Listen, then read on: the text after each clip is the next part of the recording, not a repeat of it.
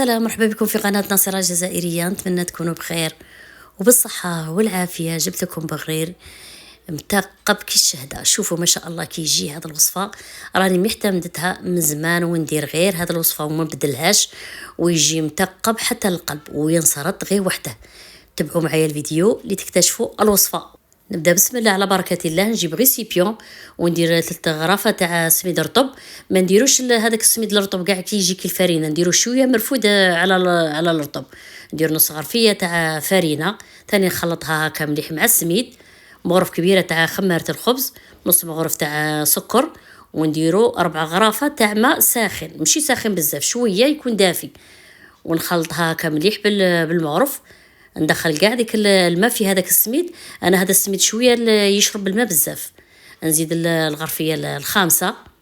شوفوا نخلط هكا مليح، ومن بعد نجيب نص مغرف تاع ملح، ونجيب الفوي ندخل هكا مليح، نخلطها مليح، نضربها بالفوي باش يتخلط لنا شويه هذاك السميد.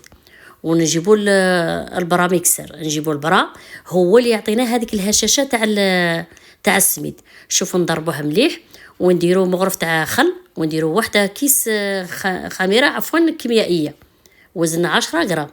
شوفوا نخلطه مليح بالبرا ميكسر. شوفوا هو اللي يعطي هذيك الهشاشه للبغرير، ويدي حتى يدير لنا هذا كل الفقاعات الرقاق باه يجينا ناجح البغرير تاعنا. شوفوا هذا الفقاعه تعرفوه بلي يجي البغرير تاعكم ناجح. نغطوه هكا بكيس بلاستيكي ونخلوه يريح هكا قدر ربع ساعه. انا كل وحده على حسب المطبخ تاعها. انا الكوزينه تاعي شويه كانت دافيه اليوم. بعد ما خمر نخلطه شويه، وراني مسخنه المقله تاعي، وندير غير قد مغرف سقيا كيما هكا. انا درته هكا صغير، وانتم ديروه كبروه ولا صغروه كيما بغيتوا. من اول حبه تتقب. شوفوا ما شاء الله يجي كي الشهده. ونعطيكم ثاني نصيحه، قوله شويه النار الخطره الاولى، ومن بعد ديروا النار المتوسطه. والمقله دائما ديروا مقله متخصصه للبغرير باه البغرير يخرج لكم ناجح. وانا جبت كل حبه نمسح المقله تاعي بالورق اسويتو، خاطرش انا ما ندير فيها لا دهن لا والو، خاطش ما تلصقش هذه المقله. وراني جايبه هنا الزبيب، راني منفخاته بشويه محامي باه يطرالي.